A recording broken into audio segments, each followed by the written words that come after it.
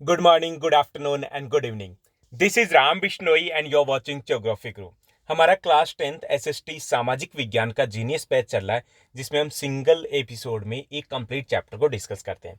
इससे पहले भी हम सोशल साइंस एसएसटी को कंप्लीट डिस्कस कर चुके हैं, सभी चैप्टर्स आपके डिस्कस हो चुके हैं, लेकिन उस वक्त हमने चैप्टर्स को कुछ पार्ट्स में डिवाइड किया था, कुछ एपिसोड में डिवाइड किया था और उस वे से हमने डिस्कस किया था। लेकिन उसके बाद काफ़ी सारे स्टूडेंट्स के कमेंट्स मिले कि सर आप एक सिंगल वीडियो में सिंगल चैप्टर को डिस्कस कीजिए ताकि हम अच्छे से फोकस कर पाएं। दूसरा ये था कि हमें एनटीएससी के ऊपर भी फोकस करना है। तो हमारा जो जीनियस बैच है उसमें हमारा फोकस बोर्ड्स के ऊपर भी है और हमारा फोकस एनटीएससी एग्जाम के ऊपर भी है। आज हम इस सीरीज में डिस्कस करने वाले हैं इकोनॉमिक्स यानी कि अर्थशास्त्र के फर्स्ट चैप्टर को, दैट इज विकास डेवलपमेंट। वैसे आप 10th क्लास में आ चुके हो तो थोड़ा सा आपको वीआईपी ट्रीटमेंट घर पे जरूर मिल रहा होगा, क्योंकि घर वालों को भी लगता है कि ये बोर्ड की क्लास है। आप भी एक्साइटेड होंगे क्योंकि काफ़ी टाइम से वेट कर रहे थे कि कब हम बोर्ड की क्लास में जाएंगे, और बोर्ड की क्लास में जाने के बाद आपको लगता होगा कि हाँ, हमें भी वो वीआईपी ट्रीटमेंट मिलेगा जो हमारे बड़े बहन भाइयों को मिलता रहा है। लेकिन यहाँ आने के बाद थोड़ा सा आप नर्वस फील कर रहे होंगे, आपको ये लग रहा होगा कि बहुत ज़्यादा पढ़ना है। लेकिन ऐसा नहीं है। अगर हम कंपेयर करें आपकी 9th क्लास से तो आपकी 10th क्लास काफ़ी इजी रहने वाली है। हाँ, थोड़ा सा प्रेशर जरूर है क्योंकि यहाँ पे हमें थोड़ा ज़्यादा फोकस करना है, क्योंकि अगर हमने 9th क्लास में कहीं पर भी थोड़ी बहुत गड़बड़ किया तो डजेंट मैटर, भूल जाइए उस चीज़ को। आप यहाँ पे एक फ्रेश जो स्टार्ट है वो कीजिए और नई सिरे से अपनी प्लानिंग कीजिए, अपनी शेड्यूल को फॉलो कीजिए। तो चलिए हम चैप्टर की बात करते हैं। आज का हमारा चैप्टर रहेगा विकास डेवलपमेंट, जिसमें हम बात करेंगे विकास की। ये विकास क्या होता है और विकास के अन्य पहलुओं को जानने की कोशिश करेंगे। चलिए देखते हैं इस चैप्टर में क्या है। सबसे पहले अगर बात की जाए चैप्टर की तो इसमें हम डिस्कस करेंगे कि विकास है क्या। ओके, इसको हमें समझना है।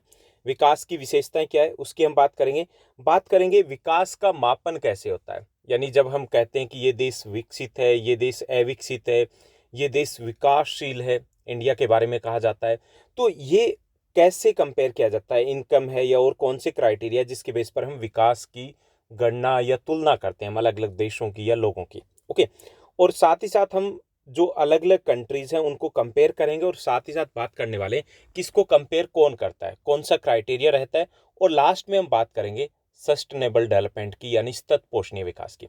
छोटा सा, बेहद आसान सा, लेकिन काफ़ी इंपॉर्टेंट चैप्टर है ये आपका क्लास 10th इकोनॉमिक्स का। तो चलिए हम शुरुआत करते हैं। सबसे पहले समझने की कोशिश करेंगे कि ये विकास क्या है। जैसे आप लास्ट ईयर की बात की जाए, आप क्लास 9th में थे, इस बार क्लास 10th में हो गए। विकास है ये। अगर आपके परिवार के सदस्यों की आय बढ़ जाती है, विकास है ये। आपने आज एक नया शब्द सीख लिया, आपको मैंने बताया कि वाईटी स्टूडियो होता है और उसका ये काम होता है, आपने नई चीज सीखी, विकास है ये। यानी हमारे जीवन में कोई भी सकारात्मक बदलाव आता है उसको हम विकास कहेंगे। आपके जीवन में कोई भी सकारात्मक बदलाव आता है, चाहे वो आपके सामाजिक जीवन में हो, आर्थिक जीवन में हो, राजनीतिक जीवन में हो, चाहे वो सांस्कृतिक जीवन में, कोई भी बदलाव सकारात्मक होना चाहिए। सकारात्मक जो बदलाव आएगा वो विकास कहलाएगा। आपने 9th से 10th में पहुंचे हो, ये विकास है। ओके, आपने 2 शब्द ज्यादा सीखे, ये आपका विकास है। आपके 9th क्लास में परसेंटेज 60 थे, 10th में आप 90 स्कोर करते हो, ये आपका विकास है।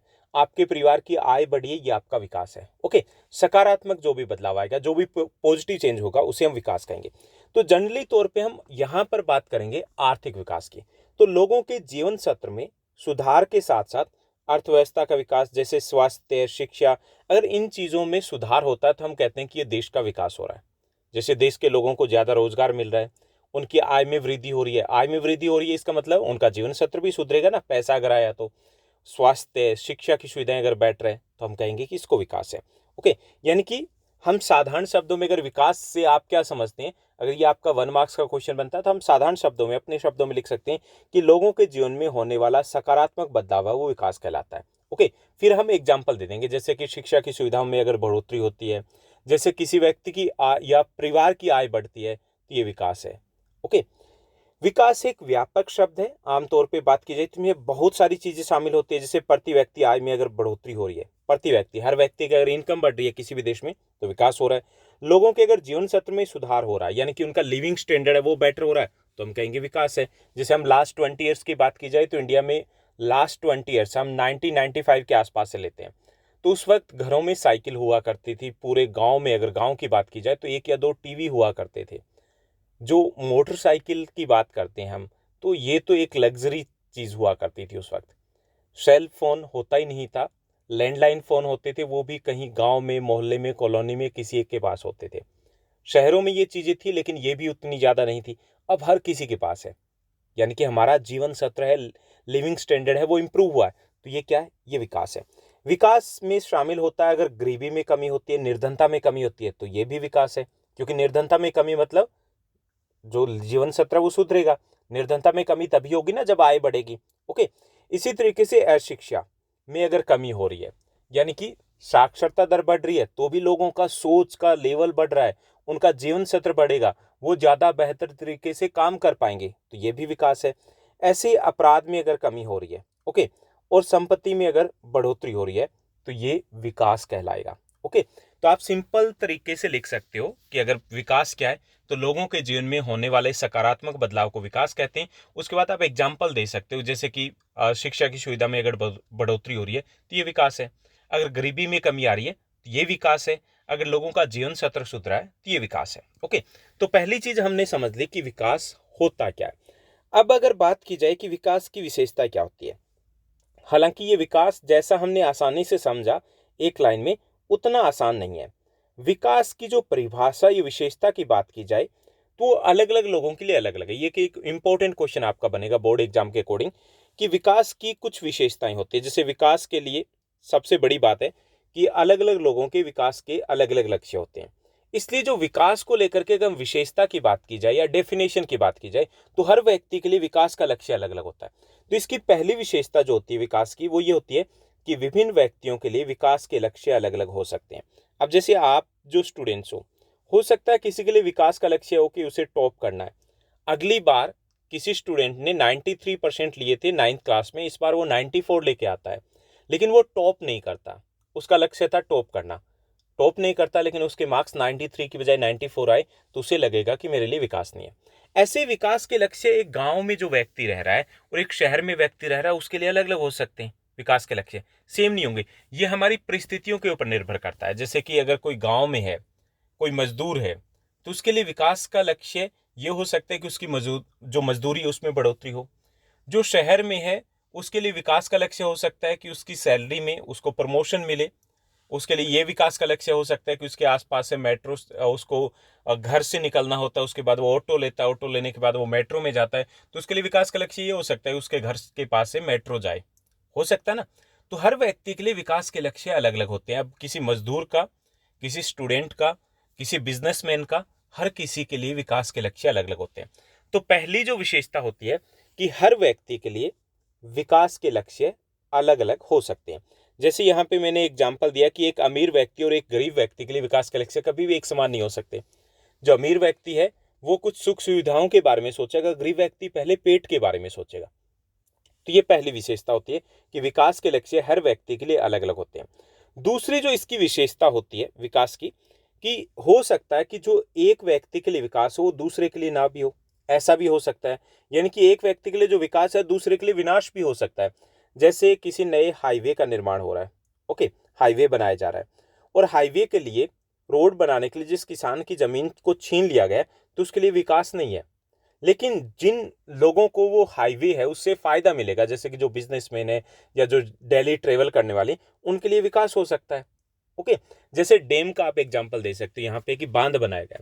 बांध बनाने के लिए हजारों लोगों को विस्थापित कर दिया गया, उनका काम धंधा रोजी रोटी सब कुछ छिन गया, उनका परिवार यानी कि जो गांव के लोग इकट्ठे रहते थे वो अलग अलग हो गए।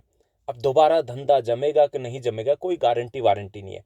तो क्या उन लोगों के लिए विकास है? बिल्कुल नहीं है।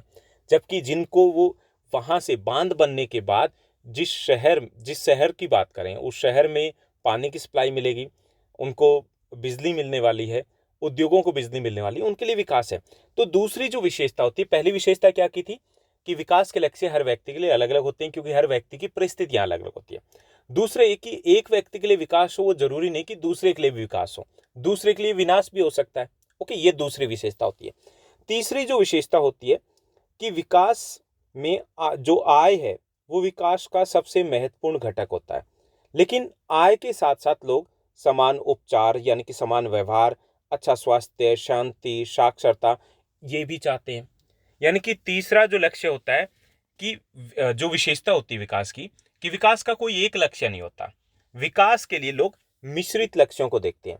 यानी कि ये नहीं चाहेंगे कि आप सिर्फ कि आपको बड़ी जॉब मिले। हो सकता है आप चाहते हो कि आपकी आय होनी चाहिए, आपके पास बड़ी जॉब होनी चाहिए, लेकिन उसके बाद आप सोचोगे एक बड़ा बंगला होना चाहिए, अच्छी सोसाइटी में रिस्पेक्ट होनी चाहिए, पीस शांति होनी चाहिए, सेफ्टी होनी चाहिए, बच्चों के लिए बेटर एजुकेशन होनी चाहिए। यानी कि आप बाकी चीजें सोचते जाओगे, ऐड करते जाओगे, ऐड करते जाओगे। तो यहाँ पर तीसरी जो विशेषता होती है, हम थर्ड और फोर्थ को एक साथ कंबाइन भी लिख सकते हैं कि विकास के लिए लोग मिश्रित लक्ष्यों को रखते हैं, कोई एक लक्ष्य नहीं होता। आय सबसे महत्वपूर्ण है, ये चीज तो क्लियर है कि आय सभी चाहते हैं कि इनकम हो, लेकिन इनकम के साथ भी चाहेंगे। जैसे मान लीजिए कि अगर आपको यहाँ से दिल्ली में आपके फैमिली को जो इनकम की बात की जाए, आपको जो भी इनकम मिल रही है फैमिली को 1 लाख रुपए मिल रहा है मान लीजिए, और आपको ऑफर दिया जाता है कि आपको बॉर्डर के ऊपर पाकिस्तान या इराक या उस साइड में जहां पर शांति नहीं है वहां पर आपको 4 लाख दिए जाएंगे, तो क्या जाना पसंद करेंगे? 99% जो लोग हैं वो जाना पसंद नहीं करेंगे, क्योंकि उन्हें अपना परिवार, परिवार के साथ साथ शांति, वो चीजें भी मैटर करेगी, सिर्फ आय अकेली मैटर नहीं करेगी। ओके, तो हम विकास के लिए मिले जुले लक्ष्यों को देखते हैं, मिश्रित लक्ष्यों को देखते हैं। उसके बाद पांचवी जो विशेषता होती है कि किसी भी व्यक्ति की जिंदगी की परिस्थिति इस बात को तय करती है कि उसके लिए विकास के क्या लक्ष्य होंगे। यानी कि विकास के लक्ष्य अलग अलग होते हैं।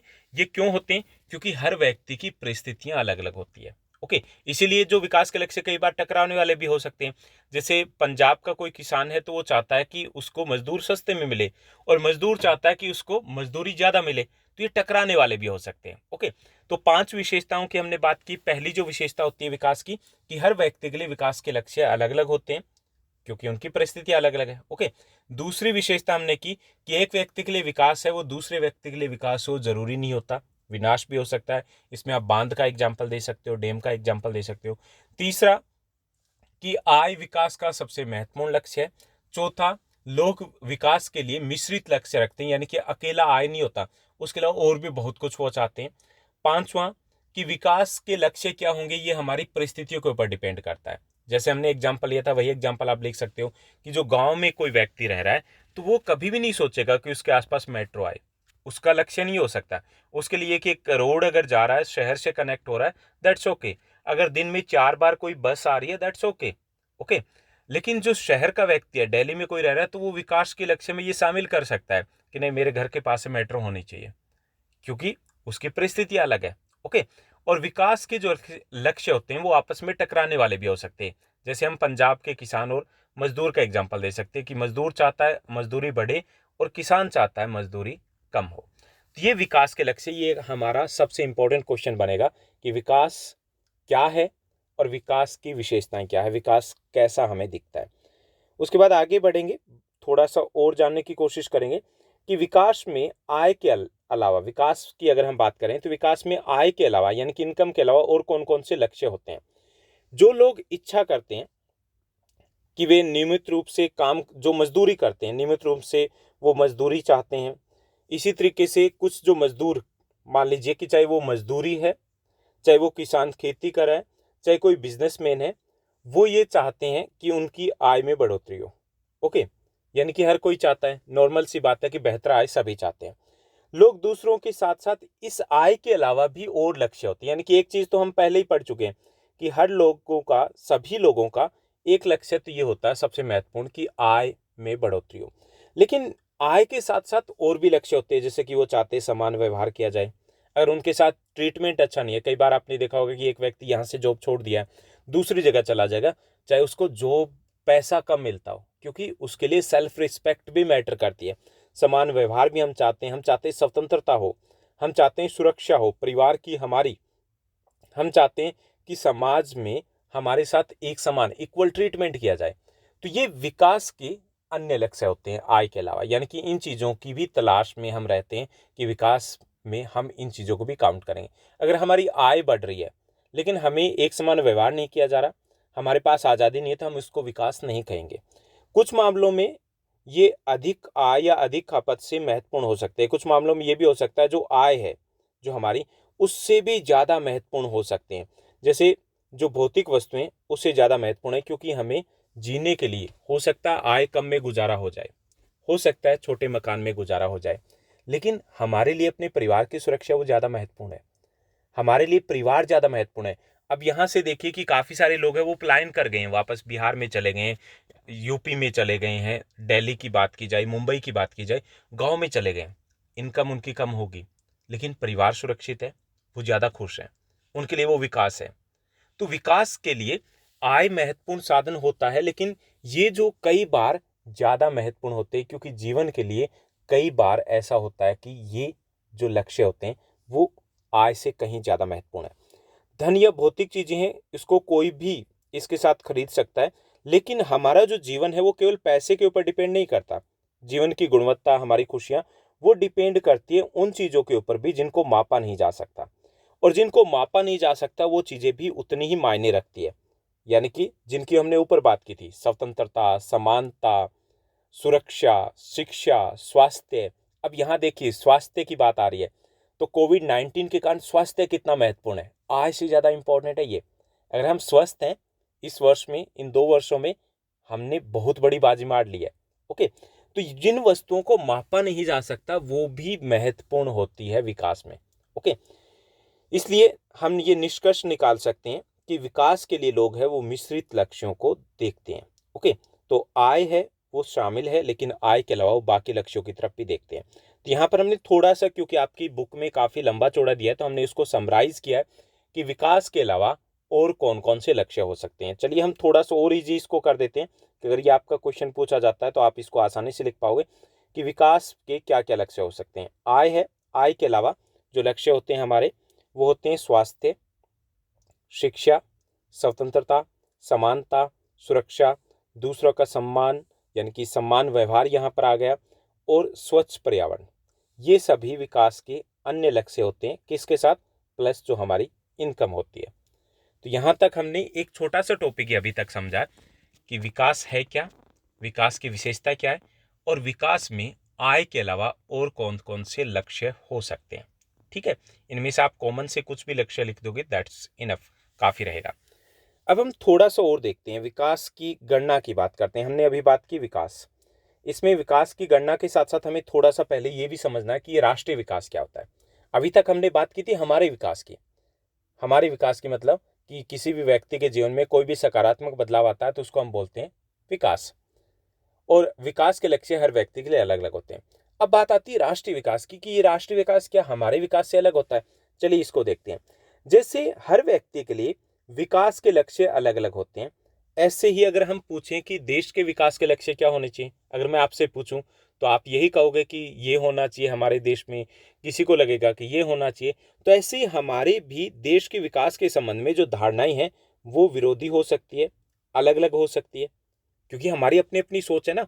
हम अपनी अपनी परिस्थितियों से सोचेंगे कि हमारे देश के लिए ज़्यादा ज़रूरी क्या है।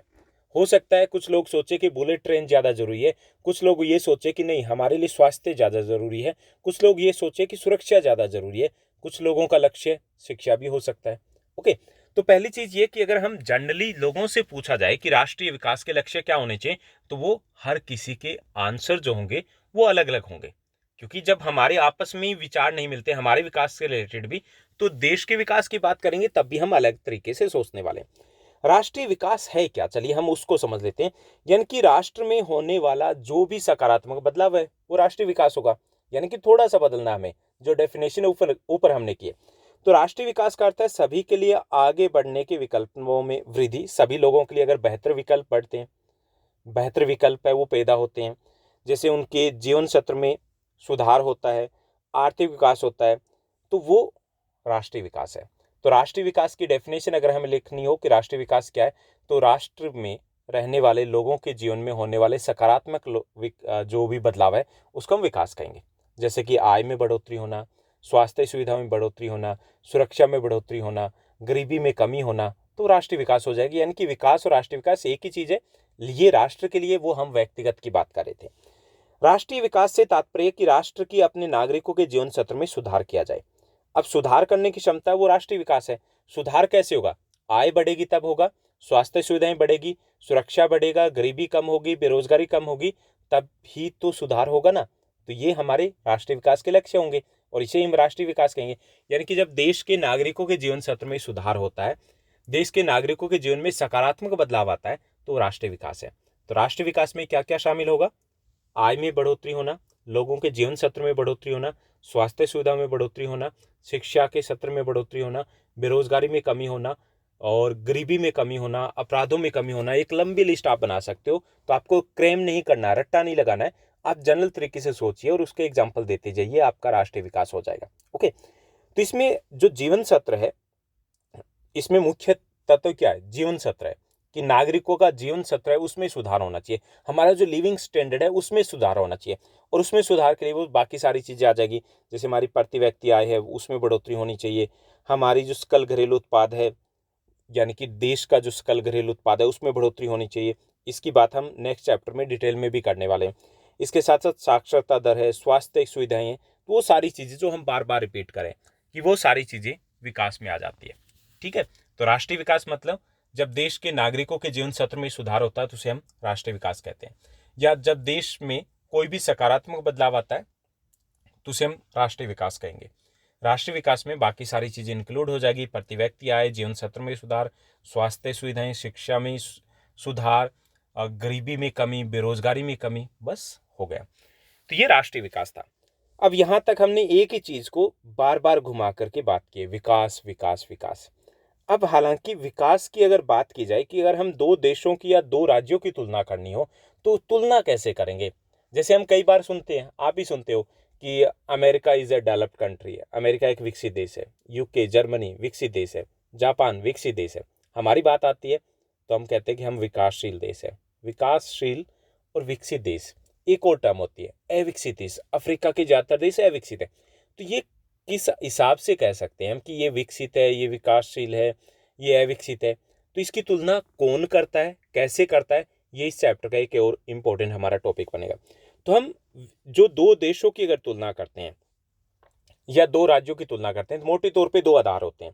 एक तो प्रति व्यक्ति आय के आधार पे तुलना कर सकते हैं और दूसरा अन्य बिंदु होते हैं। अन्य बिंदु जैसे कि स्वास्थ्य का सत्र है, वहाँ पर स्वास्थ्य के साथ साथ हम बात करेंगे शिक्षा की, ये हो सकते हैं। तो दो प्रमुख बिंदु होते हैं, एक बिंदु है वो है प्रति व्यक्ति आय और दूसरा है प्रति व्यक्ति आय प्लस उसमें शिक्षा, स्वास्थ्य इत्यादि को शामिल करते हैं। ओके, तो इसमें जो राष्ट्रीय आय है वो शामिल नहीं की जाती, बल्कि क्या लिया जाता है? प्रति व्यक्ति आय। दोनों अलग अलग चीजें। राष्ट्रीय आय तो होगी पूरे देश की कुल आय, वो तो अगर हम इंडिया की श्रीलंका से कंपेयर करें तो ज्यादा होगी क्योंकि यहाँ पे पॉपुलेशन ज्यादा है, इंडिया का साइज बड़ा है। प्रति व्यक्ति आय मतलब एवरेज, औसत कितनी है, तो औसत आय है उससे सही से तुलना की जाती है। तो इसमें दो संस्थाएं लगी हुई है जो विश्व के विभिन्न देशों की विकास के आधार पर तुलना करते हैं। तो यहाँ से भी एक हमारा बहुत इंपॉर्टेंट क्वेश्चन बनेगा, बहुत ज़्यादा इंपॉर्टेंट, जो लगभग आपके लास्ट 10 ईयर्स में 8 बार रिपीट हो चुका है। वो क्वेश्चन हमारा बनने वाला है कि विकास की जो तुलना करते हैं दो संस्थाएं करती है, एक तो विश्व बैंक है और दूसरा है यूएनडीपी। ओके, दो संस्थाएं, विश्व बैंक, वर्ल्ड बैंक और दूसरा यूएनडीपी है। ये दो संस्थाएं हैं जो विकास के आधार पर विश्व के विभिन्न देशों की तुलना करते हैं। अब ये तुलना कैसे करते हैं ये हमें जानना है और किसका तरीका कौन से तरीके से बेहतर है, दूसरे तरीके से कैसे बेहतर है, ये हमें बताना है। तो सबसे पहले हम विश्व बैंक की बात करते हैं। वर्ल्ड बैंक है, ये विकास के लिए जो विभिन्न देशों की तुलना करते हैं तो ये प्रति व्यक्ति आय के आधार पर तुलना करते हैं। किस आधार पे? प्रति व्यक्ति आय के आधार पे। प्रति व्यक्ति आय को हम औसत आय भी कह सकते हैं। ओके, इसकी गणना कैसे की जाती है कि कुल आय को, देश की जो कुल आय है उसको हम कुल जनसंख्या से विभाजित कर देंगे तो ये हो जाएगी प्रति व्यक्ति आय। यानी कि इसका सूत्र क्या रहेगा? प्रति व्यक्ति आय या औसत आय, देश की कुल आय, उसको हम भाग दे देंगे देश की कुल जनसंख्या से। मान लीजिए कि कुल आय है 1,000 रुपये, ओके, एक कंट्री की, और वहाँ की पॉपुलेशन है 10।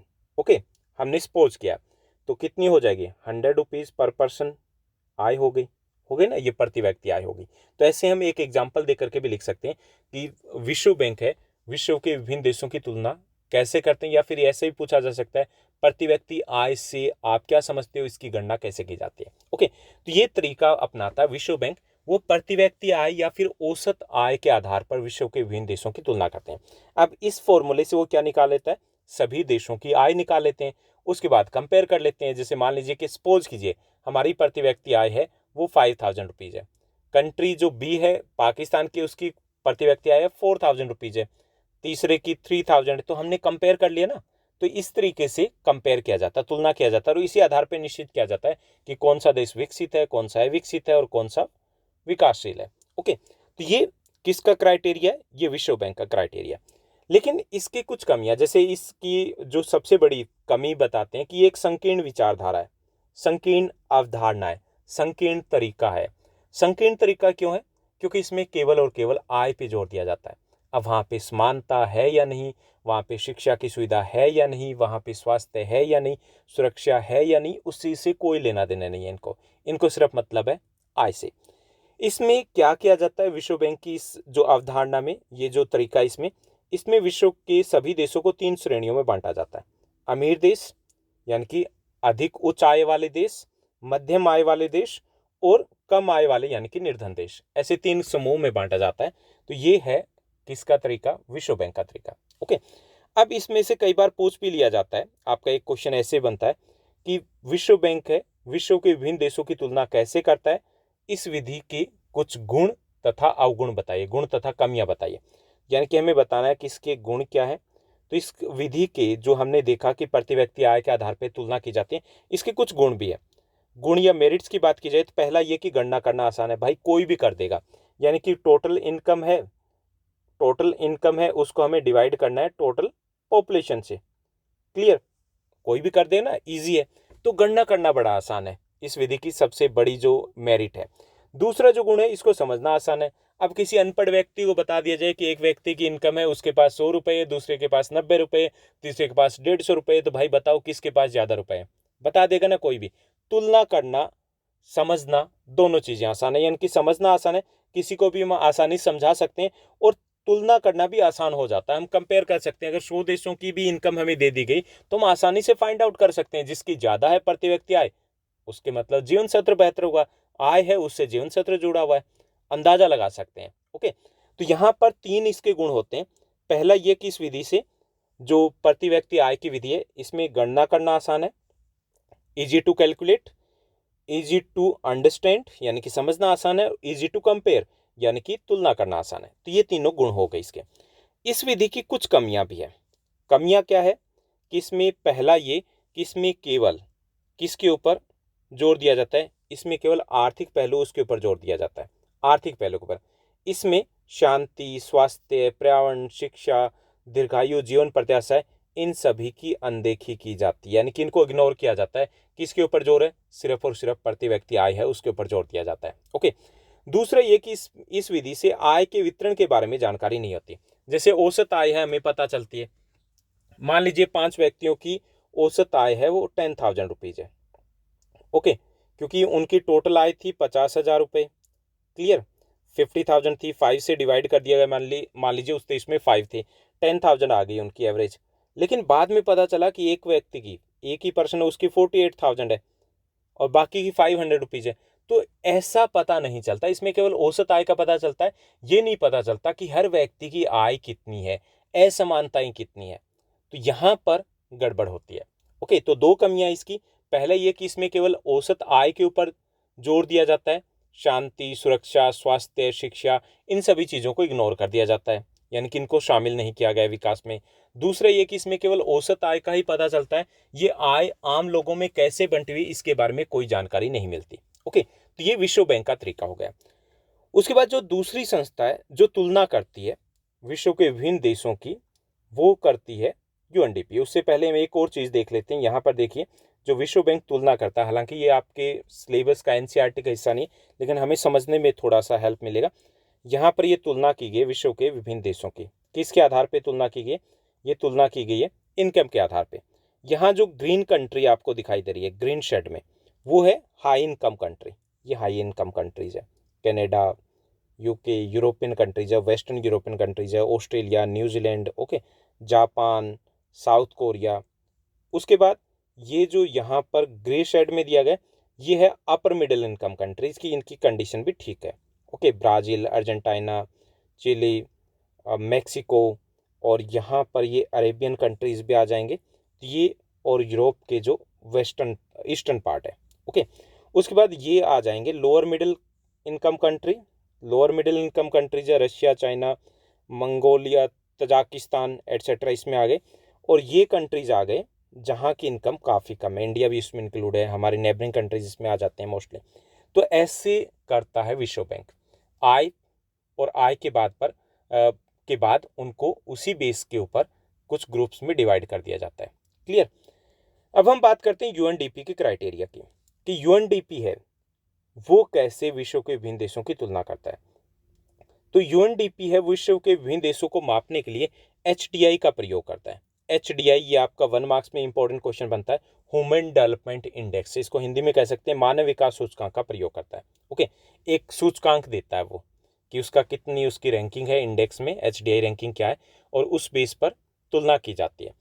यूएनडीपी में जो डिफरेंस क्या है कि इसमें शिक्षा, स्वास्थ्य और प्रति व्यक्ति आय, यानी कि प्रति व्यक्ति आय के साथ साथ शिक्षा और स्वास्थ्य इसको भी शामिल किया जाता है। यानी कि जो चीज़ें वहाँ पे इग्नोर थी उनको यहाँ पे इग्नोर नहीं किया गया। तो इसमें प्रति व्यक्ति आय के साथ साथ शिक्षा और स्वास्थ्य के आधार पर विश्व के विभिन्न देशों की तुलना की जाती है। यह विकास की एक व्यापक अवधारणा है। वो संकीर्ण थी, ये व्यापक क्यों है, बेहतर क्यों है, क्योंकि यहाँ पर प्रति व्यक्ति आय के साथ साथ शिक्षा और स्वास्थ्य को शामिल किया गया। और यहाँ पर ग्रुप समूह नहीं बनाए जाते बल्कि रैंकिंग दी जाती है, फर्स्ट, सेकंड, थर्ड, फोर्थ, ऐसे करके रैंकिंग दी जाती है। ओके, तो ये 3 विशेषता होती है कि यूएनडीपी विश्व के विभिन्न देशों के विकास का मापन करने के लिए एचडीआई का प्रयोग करता है, यानी कि मानव विकास सूचकांक का प्रयोग किया जाता है, और इसमें आय के साथ साथ शिक्षा और स्वास्थ्य उनको शामिल किया जाता है। ये एक व्यापक अवधारणा है और इसमें विभिन्न देशों को रैंकिंग दी जाती है।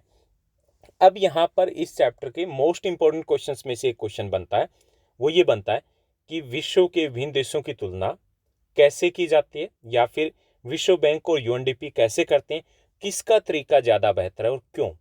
तो इसमें हमें बताना कि विश्व के विभिन्न देशों की तुलना है जो विश्व बैंक है वो आय के आधार पर करता है, जबकि यूएनडीपी है वो आय के साथ साथ शिक्षा और स्वास्थ्य के आधार पर करता है। ओके, इसमें से किसका तरीका बेहतर है, इसमें से यूएनडीपी का तरीका बेहतर है। क्यों, क्योंकि इसमें आय के साथ साथ जीवन के अन्य पहलुओं जैसे कि शिक्षा, स्वास्थ्य इत्यादि को भी शामिल किया जाता है, इसलिए यूएनडीपी का तरीका इसमें ज़्यादा बेहतर है। यहाँ पर देखिए कि मैंने कुछ आपको रैंकिंग में दे रहा हूँ 2017 और 18 की कुछ कंट्रीज़ की। यहाँ ये भी आपके सिलेबस में एनसीईआरटी बुक में नहीं दिया गया, लेकिन हमें समझने में काफ़ी हेल्पफुल रहेगा। जैसे 2017 और 18 की देखिए कि 18 के अकॉर्डिंग जो इंडिया की रैंकिंग थी 129 थी, 129। देखिए कितने पीछे हैं। यहाँ से आइडिया लगता है क्योंकि इसमें क्या क्या शामिल है, इनकम, स्वास्थ्य और शिक्षा, ये सारी चीज़ें शामिल है। उसमें ब्राज़ील की 79 थी, बहुत आगे हमसे, चाइना बहुत आगे हमसे, रशिया आगे होना ही है। अगर हम नेबरिंग कंट्रीज़ की बात करें तो पाकिस्तान है वो हमसे पीछे है, ज़्यादा पीछे नहीं है, हम भी पीछे वालों में ही आते हैं। श्रीलंका को देखिए, नेबरिंग कंट्री है, बहुत आगे हमसे, बहुत ज़्यादा आगे में। भूटान की बात करें जिसको हम विश्व के सबसे गरीब देशों में काउंट करते हैं, भूटान और बांग्लादेश को, ये हमसे ज़्यादा पीछे नहीं है। सेम नेपाल की कंडीशन भी हमारे जैसी है, बांग्लादेश बिल्कुल हमारे पास में है, मालदीव्स है वो हमसे आगे। तो यहाँ पर थोड़ा सा आइडिया लगता है एग्जैक्टली कि क्या वास्तव में हम विकसित देशों की तरफ जा रहे हैं। यहाँ से तो कहीं नहीं दिखता 129 भाई, रेस में कहीं पे हमारा नंबर ही नहीं है, गोल्ड मेडल तो हम जीतने से रहे। ओके, तो ये इस तरीके से रैंकिंग दी जाती है। कौन देता है, यूएनडीपी देता है। किसके बेस पर, एचडीआई ये रैंकिंग होती है, मानव विकास सूचकांक की रैंकिंग होती है। ओके, तो यहाँ पर हमने समझा कि विश्व के विभिन्न देश हैं उनकी तुलना कौन करता है और कैसे करता है और किसका तरीका ज़्यादा बेहतर है। यहाँ पर एक तरीके से मैंने फिर दोबारा से दिया कि यहाँ पर जो यूएनडीपी का क्राइटेरिया उसमें क्या क्या शामिल है, उसमें इंक्लूड किया जाता है। इसमें स्वास्थ्य में क्या गणना की जाती है, इसमें जीवन प्रत्याशा होती है। ओके, स्वास्थ्य में ऐसा नहीं कि स्वास्थ्य वो देखते हैं कि कितना फिट है, स्वास्थ्य में जो यूएनडीपी है वो देखता है जीवन प्रत्याशा। जीवन प्रत्याशा क्या होती है, औसत आयु होती है। जैसे किस देश में, जैसे हमारे यहाँ पे जो जीवन प्रत्याशा है वो है 66 वर्ष, 66 वर्ष है। अब किसी देश में अगर 70 ईयर्स है, किसी में 80 ईयर्स है औसत आयु लोगों की, इसका मतलब क्या है, वहाँ पर स्वास्थ्य सुविधाएं बेहतर है। ओके, ऐसे ही एवरेज एजुकेशन लेवल देखा जाता है, साक्षरता दर वहाँ पर कितनी है। और तीसरा जो क्राइटेरिया होता है वो होता है पर कैपिटा इनकम, यानी कि प्रति व्यक्ति आय। तो ये 3 क्राइटेरिया जिसको अपनाता है यूएनडीपी एचडीआई रैंकिंग के अंदर। चलिए हम थोड़ा और आगे बढ़ते हैं और बात करते हैं आय के अलावा अन्य मानदंड कितने महत्वपूर्ण होते हैं। यह आपकी एनसीईआरटी की बुक में एक केस स्टडी दी गई है। इस चीज़ को और ज़्यादा समझाने के लिए कि यूएनडीपी के जो क्राइटेरिया में शामिल किया गया है, आय के अलावा जो 2 तरीके जैसे शिक्षा को शामिल किया गया है, स्वास्थ्य को शामिल किया गया है, तो कितने महत्वपूर्ण होते हैं। तो हम यहाँ पर एक एग्जाम्पल दिया गया है हमें इंडिया से। तो हम जो विकास के लिए ऊपर भी बात कर चुके हैं कि लोग न केवल बेहतर आय चाहते हैं, लेकिन साथ ही साथ वो गैर भौतिक वस्तुएं जैसे जिनकी हम गणना नहीं कर सकते हैं, जैसे स्वतंत्रता, सुरक्षा या सम्मान, इसके ऊपर भी उतना ही फोकस होता है। लेकिन ये चीज़ें हम अगर यहाँ पर देखें तो हमें लगता है कि नहीं, आय ज़्यादा महत्वपूर्ण है। तो चलिए उसके लिए एक केस स्टडी दी गई है। हमें दिए गए हैं कुछ राज्यों के डेटा हमारी एनसीईआरटी की बुक में। ये दिए गए हरियाणा, केरला और बिहार के डेटा दिए गए। कुछ जो ओल्ड बुक है तो उसमें महाराष्ट्र का दिया गया। तो यहाँ पर है हरियाणा की जो पर कैपिटा इनकम थी 2015-16 में, वो थी 1,62,034, 1,62,034 थी। केरला की बात करें तो 1,40,190 यानी कि 1,40,190 थी। और बिहार की ये जो पर कैपिटा इनकम थी, प्रति व्यक्ति आय थी, वो 31,454 थी। अब यहाँ बताइए कौन सा राज्य ज़्यादा विकसित है।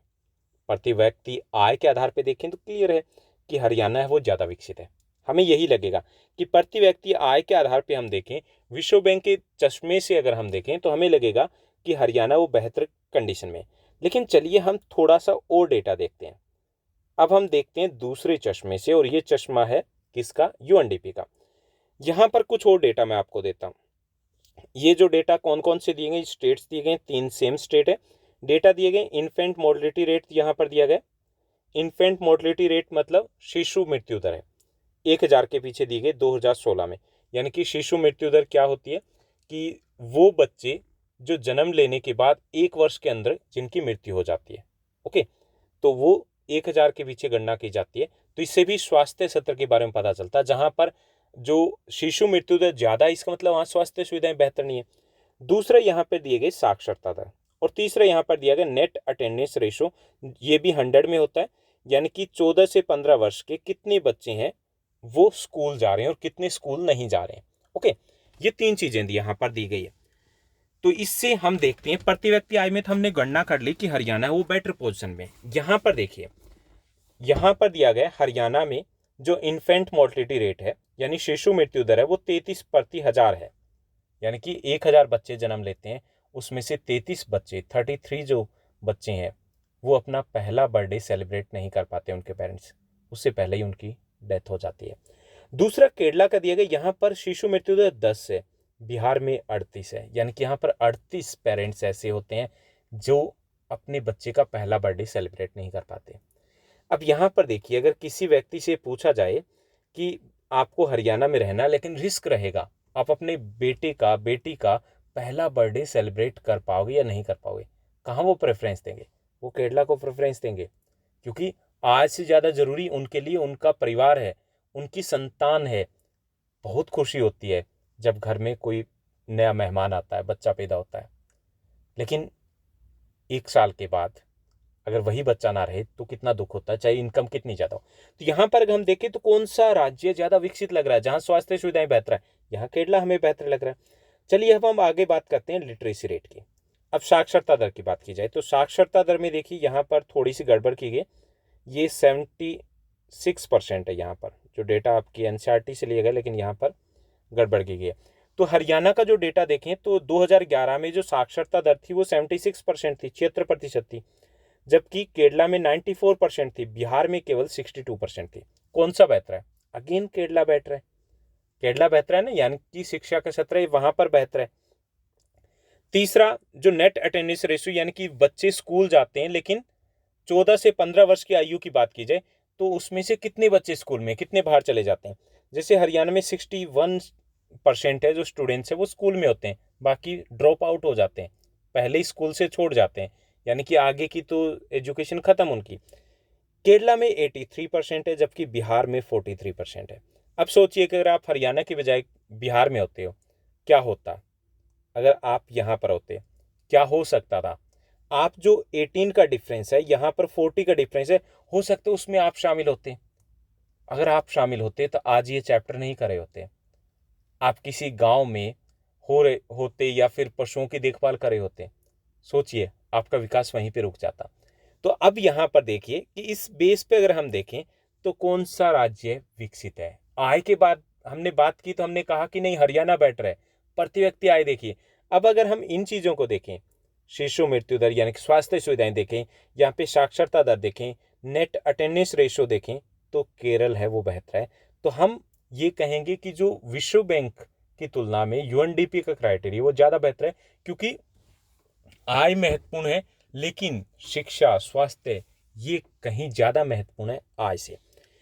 चलिए अब हम थोड़ी सी डेफिनेशन कर लेते हैं। आपके 1 मार्क्स के क्वेश्चन में पूछ लिया जाता है कई बार, जैसे साक्षरता दर किसे कहते हैं, इसे आप क्या समझते हो। ओके, तो साक्षरता दर क्या है, जिसकी हमने ऊपर बात की थी कि लिटरेसी रेट, जो 2011 की जनगणना के अनुसार इंडिया की बात करें तो ये 74% था। तो ये क्या होता है कि 7 वर्ष से अधिक आयु के लोगों की वह संख्या जो समझ के साथ कोई एक भाषा लिख और पढ़ सकते हैं, तो उसे हम साक्षर कहेंगे। यानी कि कोई भी व्यक्ति जिसकी आयु 7 वर्ष या उससे अधिक है, अगर वह कोई एक भाषा समझ के साथ लिख सकता है, पढ़ सकता है, तो उसे हम साक्षर मान लेते हैं। ओके, जो साक्षरता दर है जिस राज्य में जितनी अधिक होगी वो राज्य उतना ही अधिक विकसित होगा। 2011 की जनगणना के अनुसार भारत में साक्षरता दर 74% थी, 74% थी। जो अधिकतम की बात करें तो ये केरला में थी 94%, 94% थी। सबसे कम की बात करें तो ये बिहार में थी 62%। ओके, तो केरल में साक्षरता दर सबसे अधिक है और बिहार में सबसे कम है। तो साक्षरता दर है, ये आपका 1 मार्क्स का क्वेश्चन बनता है। इससे आप क्या समझते हो, यानी कि अगर कोई व्यक्ति 7 वर्ष या उससे अधिक उम्र का है, वो किसी एक भाषा को समझ के साथ पढ़ और लिख सकता है, तो उसे हम साक्षर कहते हैं। इसकी गणना प्रति 100 में की जाती है कि 100 में से कितने पढ़े लिखे हैं, कितने नहीं है। तो 2011 के अनुसार 74% हमारी साक्षरता दर थी। अब एक और टर्म जिसकी हमने ऊपर बात की, जिसके बेस पर हमने तुलना की, उसको भी हमें समझना है, वो है शिशु मृत्यु दर क्या होती है। शिशु मृत्यु दर, जिसको हम इंग्लिश में हम इन्फेंट मोर्टेलिटी रेट कहेंगे। शिशु मृत्यु दर का अर्थ होता है कि एक वर्ष में 1000 जीवित जन्म लेने वाले बच्चों के अनुपात में एक वर्ष में कितने बच्चे हैं जिनकी मृत्यु हो जाती है। ओके, यानी कि एक वर्ष की आयु प्राप्त करने से पहले ही जिन बच्चों की मृत्यु हो जाती है, तो उसे बोलते हैं शिशु मृत्यु दर। यानी कि एक वर्ष में 1000 जीवित जन्म लेने वाले बच्चों के पीछे जितने बच्चों की एक वर्ष पूरा करने से पहले ही मृत्यु हो जाती है, उसे हम शिशु मृत्यु दर कहेंगे। ओके, यह किसी भी देश में स्वास्थ्य सुविधाओं को इंगित करता है। यानी कि जहां पर स्वास्थ्य सुविधाएं बेहतर है तो वहां पे शिशु मृत्यु दर कम रहेगी, और जहां पर स्वास्थ्य सुविधाएं का हाल बुरा है तो वहां पे शिशु मृत्यु दर अधिक रहेगी। तो हमारे यहाँ पे शिशु मृत्यु दर सबसे कम जो है वो केरल में है, और सबसे जो कम है शिशु मृत्यु दर वो केरल में, और सबसे ज़्यादा वो बिहार में। इससे पता चलता है कि केरल में स्वास्थ्य सुविधाएं बेहतर है, जबकि हेल्थ फैसिलिटीज़ है वो बिहार में अच्छी नहीं है। अब हम बात करते हैं तीसरी जो चीज़, हमने नेट अटेंडेंस रेशो की बात की थी कि वो क्या है, उसको भी हमें समझना है। नेट अटेंडेंस रेशो का मतलब कि एक समान आयु वर्ग के बच्चों की कुल संख्या के प्रतिशत के रूप में 14 और 15 वर्ष के आयु वर्ग के बच्चों की कुल संख्या। अब समझ में यहाँ पे नहीं आया होगा कि नेट अटेंडेंस रेशो का मतलब है कि कितने बच्चे स्कूल में जा रहे हैं, ठीक है, उसी आयु वर्ग में। जैसे कि 14 या 15 वर्ष की आयु वर्ग की बात की जाए तो कुल बच्चों में से जितने बच्चे स्कूल में जा रहे हैं उसके प्रतिशत को कहेंगे हम नेट अटेंडेंस रेशो या नेट अटेंडेंस अनुपात कहेंगे। ओके, यानी कि 14 और 15 वर्ष के आयु वर्ग में कुल जो बच्चे हैं उनमें से जितने बच्चे स्कूल जा रहे हैं, ठीक है, उनके प्रतिशत को हम या उनके अनुपात को हम कहेंगे नेट अटेंडेंस अनुपात। Okay, clear. तो ये 3 टर्म्स है, हमें 1 मार्क्स के लिए समझनी है, जिसके आधार पे हमने इस एग्जाम्पल जो हमें एक केस स्टडी दी गई थी, हमने तुलना की थी हरियाणा, केरला और बिहार के। चलिए थोड़ा और आगे बढ़ते हैं हम। हालांकि ऊपर जो टेबल थी यहाँ पे मैंने दे दिया ताकि आप नोट्स बना पाओ। ऊपर हम पहले ही डिस्कस कर चुके हैं कि कहाँ पर क्या था जो टेबल का था, लेकिन यहाँ से आप नोट डाउन कर सकते हो, नोट्स बनाते हैं तब। उसके बाद लास्ट जो हमारा टॉपिक रहता है वो रहता है इस चैप्टर का धारणीयता का विकास या सतत पोषणीय विकास क्या है। अभी तक हमने बात की थी विकास की, अब बात आती है धारणीयता के विकास की, सतत पोषणीय विकास की। ये जो सतत पोषणीय विकास है, जब ज्योग्राफी भूगोल में पढ़ोगे तो वहां पे सतत पोषणीय विकास दिया गया है। जब हम इकोनॉमिक्स की बात करेंगे तो यहाँ पे इसको बोला जाता है धारणीयता का विकास। दोनों एक ही बात है, इंग्लिश में इनको सस्टेनेबल डेवलपमेंट बोलेंगे, यानी कि एक ही चीज है ये। ओके, तो ये सतत पोषणीय विकास और जो विकास है दोनों में अंतर होता है। अब जो हमें चाहिए, क्या चाहिए हमें, विकास चाहिए या सतत पोषणीय विकास? अब हमें विकास नहीं चाहिए, हमें चाहिए सतत पोषणीय विकास या धारणीयता का विकास चाहिए। विकास या धारणिता विकास में अंतर क्या होता है कि जो विकास है वो तो सकारात्मक बदलाव है, लेकिन जो सतत पोषणीय विकास है वो पर्यावरण को ध्यान में रखता है। यानी सतत पोषणीय विकास है उसमें 3 चीजें शामिल होती है। कौन कौन सी चीजें? कि इसमें विकास तो करना है लेकिन आने वाली पीढ़ी को ध्यान में रखना है, यानी कि भावी पीढ़ी की क्षमता को नुकसान पहुंचाए बिना अपनी आवश्यकताओं को पूरा करना है। इसके साथ साथ हमें क्या करना है कि हमें पर्यावरण को नुकसान भी नहीं पहुंचाना है, और सबका एक समान विकास भी होना चाहिए। नहीं कि कुछ जगह पर जैसे संसाधन उनका बहुत ज़्यादा उपयोग किया जा रहा है, उन पर कुछ जगह पर लोगों के लिए उपलब्धि नहीं है। तो आप आसानी से इजी से वर्ड्स में लिखोगे कि सतत पोषणीय विकास का अर्थ है पर्यावरण को बिना नुकसान पहुंचाए किया जाने वाला विकास, आने वाली पीढ़ी को ध्यान में रख करके किया जाने वाला विकास, और सबका एक समान विकास। तो उसे कहेंगे सतत पोषणीय विकास। जैसे मान लीजिए आपके आसपास कोई रोड बन रहा है, विकास है ना, विकास है, लेकिन उसके लिए अगर पेड़ों को काटा गया, पर्यावरण को नुकसान पहुंचाती है, विकास तो है लेकिन सतत पोषणीय विकास नहीं है। अभी जिस तरीके से पोल्यूशन बढ़ता जा रहा है, जिस तरीके से महामारियां आती जा रही है, क्यों आती जा रही है? क्योंकि हम पर्यावरण को नुकसान पहुंचा रहे हैं, और साथ साथ हम आने वाली पीढ़ी के बारे में सोच ही नहीं रहे। आने वाली पीढ़ी के बारे में सोचना जरूरी है, क्योंकि ये जो पृथ्वी है हमें वो उधार मिली है अपने जो पूर्वजों से, और उसको हैंड ओवर करना है हमने आने वाली पीढ़ी को, तो वो भी ध्यान रखना है। और सबका एक समान विकास होना चाहिए, नहीं कि कुछ लोग हैं वो आगे बढ़ते जा रहे, कुछ लोग पीछे हटते जाएं, पीछे रहते जाएं, वो नहीं होना चाहिए। तो अभी जो फोकस है पूरे विश्व का वो सतत पोषणीय विकास के ऊपर है, कि विकास किया जाए लेकिन उसमें पर्यावरण को नुकसान ना हो, आने वाली पीढ़ी को ध्यान में रखा जाए, और सबका एक समान विकास होना चाहिए। क्योंकि यही सब अगर होगा तभी हम संसाधनों के ऊपर जो अंधाधुंध प्रयोग है उसके ऊपर रोक लगा पाएंगे, सबके लिए संसाधन उपलब्ध हो पाएंगे, और संसाधनों का संरक्षण हो पाएगा। आपके एनसीईआरटी की बुक में एक भूजल का एग्जाम्पल भी दिया गया है, कैसे जो भूजल है, भूमिगत जो जल है, अंडरग्राउंड जो वाटर है, वो सूखता जा रहा है, उसका लेवल है वो नीचे होता जा रहा है। क्यों होता जा रहा है? क्योंकि हम विकास पर जोर दे रहे हैं, सतत पोषणीय विकास की बात नहीं कर रहे हैं। ओके, तो ये हमारा चैप्टर था इजी सा, हमने कॉमन सी बातें की है। विकास क्या है, विकास की विशेषताएं क्या है, लोग आय के साथ साथ क्या चाहते हैं, विकास की गणना कैसे की जाती है, किसका तरीका ज़्यादा बेहतर है।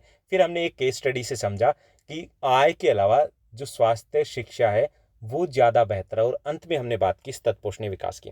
उम्मीद करता हूँ ये चैप्टर आपको बहुत अच्छे तरीके से समझ में आया होगा, और ऐसे ही हमारे साथ बने रहिए। अगर आपको ये एपिसोड अच्छा लगा तो इस वीडियो को लाइक करने के साथ साथ शेयर करना मत भूलिएगा। इसी के साथ साथ आपका जो जीनियस बैच है सिर्फ सोशल साइंस का नहीं चला, हम इंग्लिश में भी आपका जीनियस बैच लेके आए, जिसमें हम पूरे चैप्टर को समराइज करते हैं।